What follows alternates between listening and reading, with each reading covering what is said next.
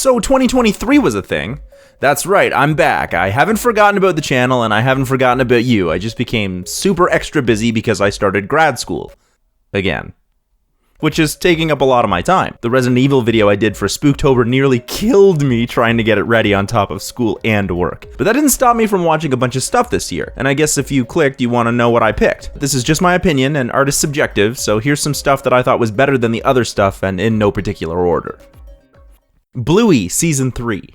This was my first introduction to Bluey, and if you are unfamiliar with what this show is, I'm not surprised. It's first and foremost a show for preschool children. It's a beautifully designed show with a unique art style that is vibrant and colorful. I found the characters funny and fun, and the stories endlessly charming and engaging as Bluey, her sister Bingo, and their parents Bandit and Chili learn about themselves, grow up, and deal with trauma. Oh, I'm sorry, did I say that the show is for preschoolers? Well, it is, but it's so much more than that. Bluey is definitely for children, but it's designed to be watched by the whole family, as episodes are far more than just the average morality play that you'd expect from children's television. Oftentimes, both grown-ups and children learn lessons, and sometimes those lessons are more to do with what it means to be a person than just what is right or wrong. The show is a realistic and moving portrayal of the importance of learning through playing, whether that means learning as a child, learning as a parent, or ultimately just learning to be a better human being. Or dog, I guess.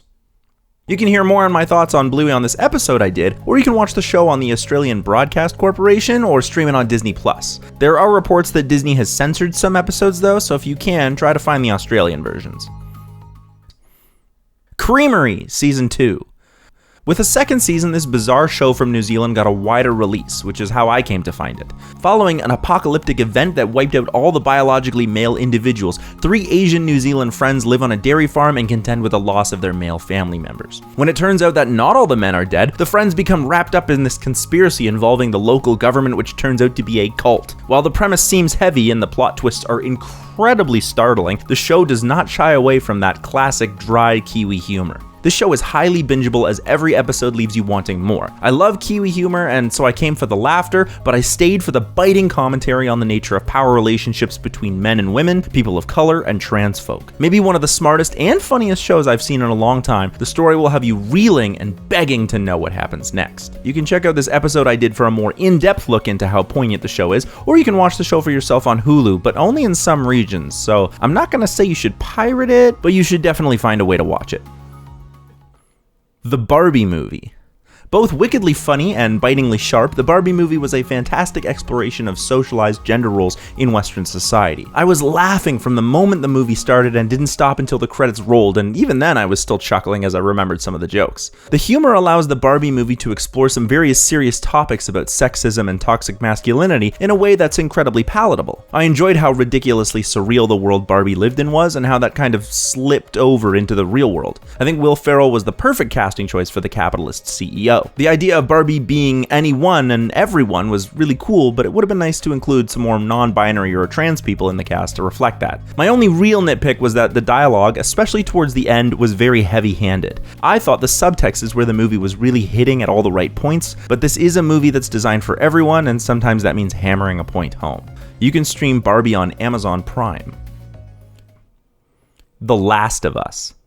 As far as movie adaptations of video games go, this year was excellent. The Mario movie was pretty fun, and The Legend of Zelda is getting an adaptation, but The Last of Us was a truly spectacular showing. Created by game director Neil Druckmann in collaboration with Chernobyl creator Craig Mazin, the narrative-focused first game of this series was adapted into easily one of the best television shows I've seen since, well, Chernobyl. I think the story actually benefits from the shift in medium and outstrips the game easily. The characters are perfectly cast, with Bella Ramsey and Pedro Pascal in top form as they portray their characters, slowly creating a bond that the whole show hinges around. While the whole first season is praiseworthy, the first episode was an incredible introduction to the world and sets up Joel's emotional arc for the whole season. However, it is the third episode, focusing on a character played by Nick Offerman, that was breathtaking. This is a beautifully bleak show where the fungal zombies are novel, scary, and look fantastic, but take a backseat to the exploration of human perseverance. The show is not afraid to ask questions about life, death, vengeance, and love, and all of the shades of gray that those motivations lead to.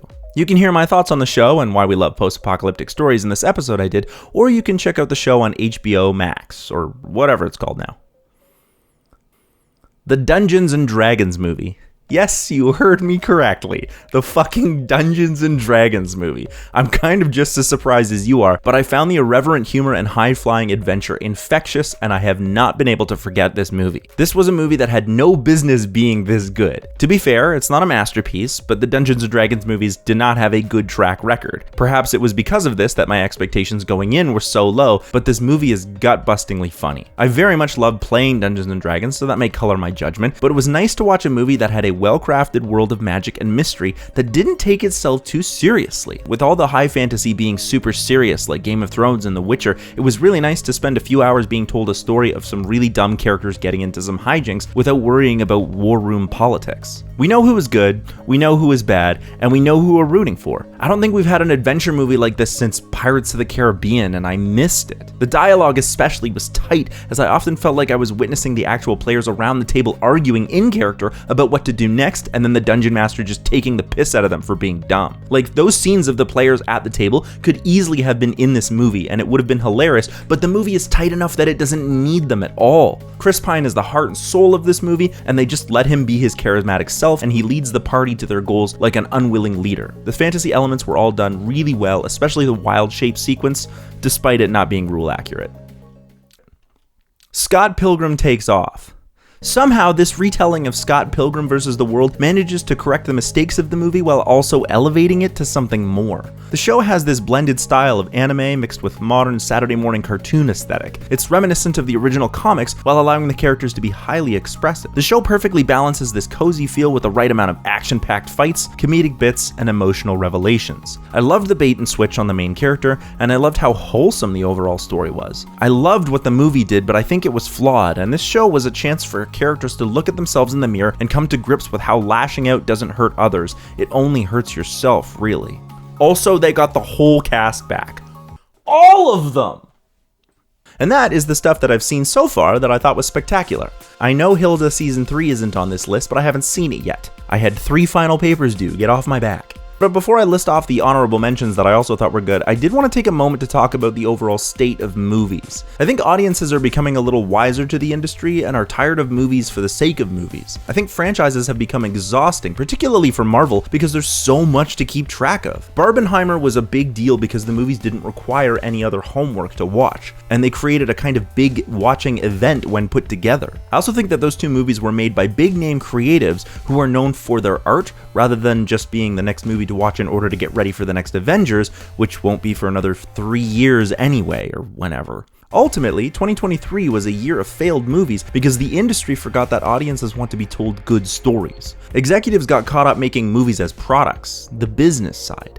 They forgot that movies and shows are art, and that art is about telling stories about people to other people. It is about connecting with people's experiences in the hopes of resonating with someone who has felt or will feel something similar. You can't remove people from art, but of course they tried, and that was what the writers and actors strikes were all about. People are the foundation of making good art, and let's hope the executives and studios remember that, because 2023 had some good stuff, but it also had some real shit. Here are my honorable mentions. Blue Eye Samurai, Maybe I Do, Nimona, Leo, and I'm super stoked for Pokemon Concierge on Netflix, The Bear Season 2, Elemental and Moon Girl and Devil Dinosaur on Disney+, the Tetris movie, Ted Lasso's 3rd and final season, can be found on Apple TV. Shorzy Season 2 and Letterkenny's final season are on Crave. Adventure Time, Fiona and Cake, can be found on Max or whatever it's called. And then Oppenheimer, John Wick Chapter 4, the Mario movie, Spider-Man Across the Spider-Verse, Godzilla -1, Killers of the Flower Moon, The Holdovers, Uproar, and Wonka are all movies that you should go and see as well.